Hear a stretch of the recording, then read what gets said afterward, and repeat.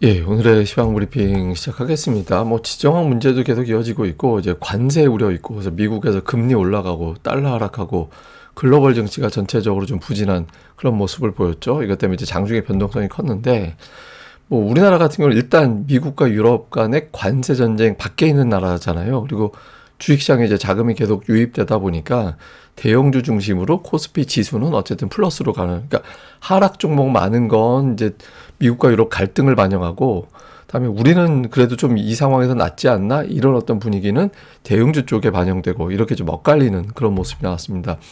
외국인들 매수하긴 했는데 전기전자 업종 집중적으로 매수했고요. 그 외 업종은 매도한 게 거의 없었습니다. 그러니까 외국인들 오늘 뭐 선택과 집중하는 그런 모습을 보였고, 이런 가운데 시가총액 빅3, 하이닉스는 오늘 뭐 오른 건 아닌데 하여튼 삼성전자, 현대차 그룹주가 이제 강세를 보이고 장중에 SK하이닉스도 올라가는 그런 모습을 보였었죠. 반면에 코스닥은 이제 알테오젠이 급락하면서 대형주를 끌어내렸고, 이게 이제 코스닥 지수가 장중한테 4%까지 빠지기도 하는, 예, 그런 요인으로 작용이 됐습니다.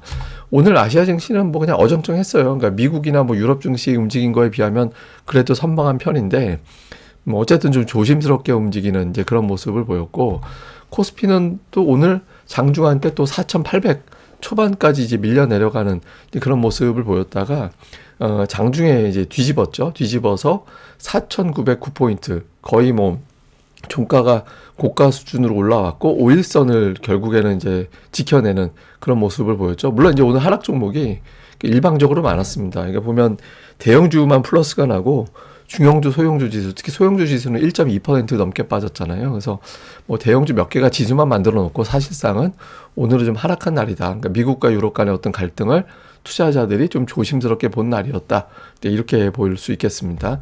코스닥은 오늘 꼬리를 되게 길게 달면서 21선을 일단 사수하는 그런 모습이 나오긴 했죠. 근데 오늘 코스닥 지수가 2.57% 빠졌잖아요. 근데 950을 방어해낸 거는 의미가 있습니다. 뭐 제가 계속 말씀드리면 950은 굉장히 중요한 라인이다. 이게 장기 저항대였다가 이걸 돌파를 했기 때문에, 그러니까 돌파하게 되면 이 저항대라는 건 계속 매도 물량이 나오는 자리다라는 의미거든요. 근데 이걸 돌파했다라는 거는 그 매도 물량을 어느 정도 소화를 했다. 예, 소화를 해서 이제 그 매물대를 넘어갔기 때문에 이게 이제 지지선으로 바뀌게 되는 그런 움직임이 나올 수 있거든요. 근데 이게 하루 만에 내줘버리면 돌파한 게 아무 의미가 없게 돼요. 근데 어쨌든 오늘 950을 버텨냈다. 다행스러운 측면이죠. 근데 오늘 그 코스닥 레버리지를 보면, 이게 레버리지라는 거는 코스닥 대형주들을 따로 몰아가지고 대형주들 쫓아다니게끔 만들어 놓은 지수잖아요. 근데 이게 오늘 9% 넘게 빠졌어요. 보통 코스닥 지수 한 2배 정도 보면 되거든요. 오를 때 2배, 빠질 때 2배, 이 정도 보면 되는데, 2배 넘게, 거의 3배가 넘게 빠졌잖아요. 대형주가 급락을 하면서 코스닥을 전체적으로 끌어내렸고, 레버리지 같은 경우는 저 61선은 웬만하면 저렇게까지 이탈하지는 않았었는데, 61선 아래서 이제 마감이 됐죠. 근데 저게 아래로 내려가면 그 하루 이틀 안에 곧바로 회복시키는 게 패턴이었거든요. 그래서 내일장에서 이제 대형주가 회복이 되는지 여부도 코스닥에서는 상당히 중요한 그런 변수가 될 것 같습니다.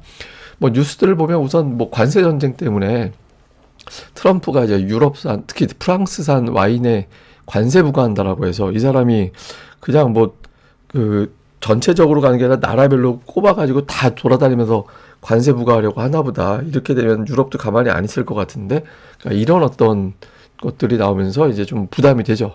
양쪽에서 관세 전쟁이 뭐 이렇게 되고, 또 보복 수단으로 양쪽에 투자돼 있는 자금 빼고 아니면 뭐 이런 것들 나오고 하면은 금융시장이 멀쩡하기는 어렵잖아요. 그래서 이런 것들에 대한 부담이 있었고, 또 하나는 트럼프가 되게 이상해요. 그러니까 그 성장률이 20%도 가능하다라는 발언을 해요. 이거는 정상적으로 나올 수 있는 말이 아니거든요. 근데 제가 이걸 왜 보여드리냐면, 이 사람은 상상 밖의 메시지를 계속 내놓겠구나.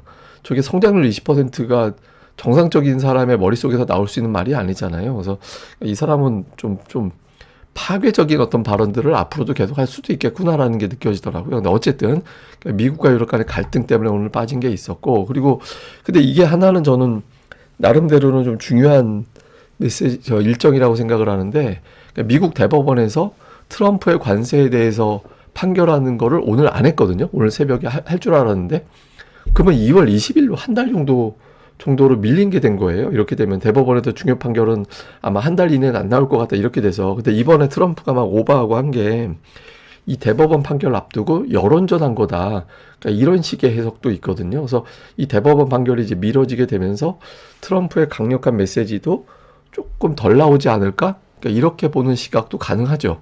그래서 실제로 그렇게 나오는지 오늘 다보스 포럼 전후에서 어떤 움직임을 좀 볼 필요가 있고, 그 다음에 코스닥 쪽에서는 알테오젠이 오늘 그 기술 이전하고 그 대가로 이제 로열티 받고 이렇게 되는데, 받기로 한 로열티를 뭐 조 단위로 받을 줄 알았는데 그거 이하였잖아. 이렇게 되면서 오늘 주가가 이제 급락을 하면서 코스닥 시장을 끌어내리는 이제 그런 역할을 했고요. 그리고 삼성전자가 올라갈 수 있었던 거는 20일까지 수출 데이터를 봤더니 반도체가 70%나 증가했다, 수출이. 그러니까 1분기도 반도체 실적은 좋은 거예요. 네, 좋은 걸로 현재까지는 페이스가 나오고 있기 때문에 반도체 실적은 지금보다 더 좋아질지도 모른다. 이런 기대가 나와서 삼성전자가 장 초반 이후에 플러스로 돌리고 그대로 이제 끌고 가는 그런 상황을 만들었던 것 같습니다.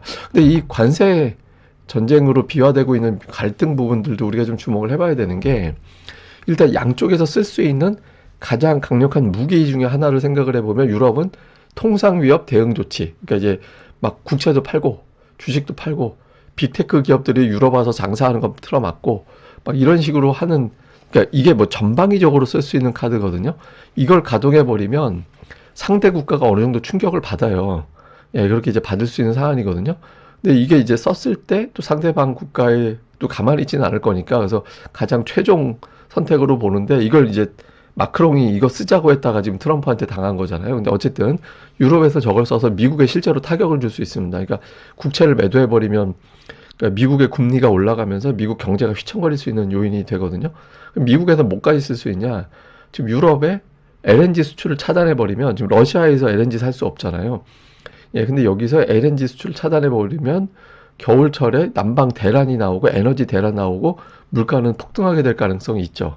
그러니까 이런 것들을 양쪽에서는 제법 강한 카드로 쓸 수 있어요. 근데 이제 문제는 뭐냐면, 그러니까 유럽은 경제도 그렇고 군사적으로도 그렇고 이제 미국 의존도가 너무 높고, 그러니까 미국 같은 경우는 이제 금리를 여기서 유럽이 장난쳐가지고 올라가 버리면 트럼프의 어떤 감세 정책이라든가 이런 것들 때문에 안 그래도 금리 걱정이 좀 있는데 이게 타격이 될 수 있고, 경제가 휘청거리면 중간선거는 전통적으로 집권당한테 불리하잖아요.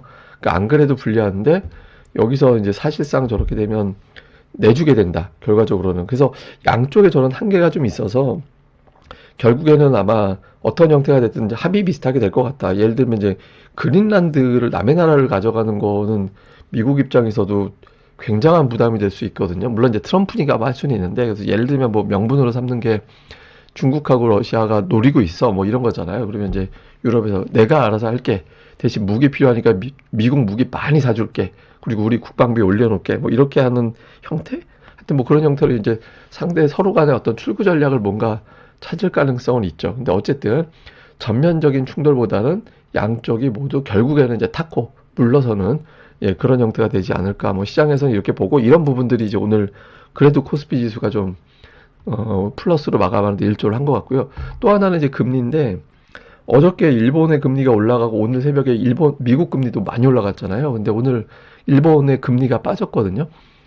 금리가 올라가는 거는 이제 다카이치가 의회 해산하고 이제 선거하겠다고, 조기 총선하겠다고 얘기를 해버리고, 그다음에 세금 깎아주겠다라고 하면서 일본이 이제 국채를 많이 발행해야 되는 상황이 생기니까 이제 금리가 올라가죠. 그러니까 돈을 많이 빌리게 생겼으니까 이제 금리가 올라간 건데, 이것 때문에 이제 미국 금리까지 뛰니까 베센트가 일본하고 대화하겠다, 뭐 이런 이야기를 했잖아요.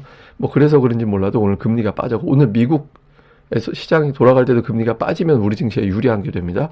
그리고 환율도 이게 신기하게 1,800원 넘어갈 때쯤 되면 뭔가 메시지가 나와서 계속 빠지죠. 첫 번째는 뭐 당국에서 뭐 실력을 보게 될 것이다, 이런 메시지 나오면서 환율이 쭉 빠졌고, 두 번째 빠질 때는 이제 베센트 장관이 원달러 환율을 좀 너무 높은 것 같아, 펀더멘털 대비, 이런 발언에서 빠지고, 오늘은 대통령이 환율이 하락할 거다, 결국에는 1,400원대 정도로 내려올 거다, 이런 이제 메시지를 냈죠.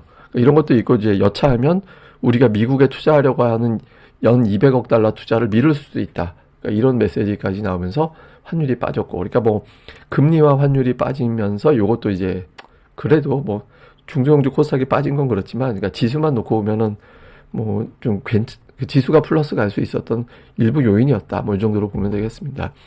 주요 종목은 뭐 현대차 주가가 어마어마합니다. 하루 쉬고 그냥 곧바로 확 들어 올리면서 55만 원 언저리까지 올라오는 그런 모습을 보였고, 그다음에 뭐 제가 이렇게 그 부품주 중에서 가끔 한 번씩 차트를 보여드렸던 게 이제 SL이잖아요. 이것도 오늘 상한가 갔어요. 네, 이게 이제 근데 SL을 로봇주로 변신시키면서 로봇 관련된 종목이다 이런 이제 보고서가 얼마 전에 나왔죠. 그러면서 주가가 올라갔는데 오늘은 로봇이 아닌 자동차 부품주들도 일부 딸려서 가는 그런 모습을 보였거든요. 그리고 이제 자동차 가면서 타이어도 딸려가는.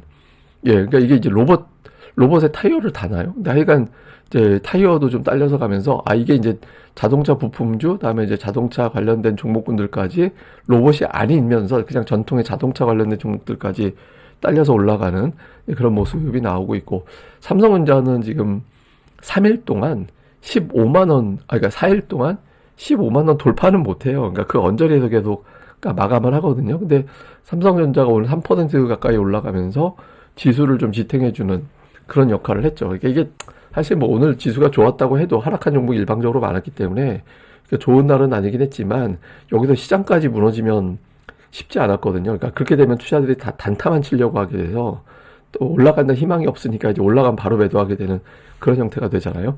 근데 삼성전자가 지수를 좀 붙잡아 놓은 건 그래도 좀 의미가 있었습니다.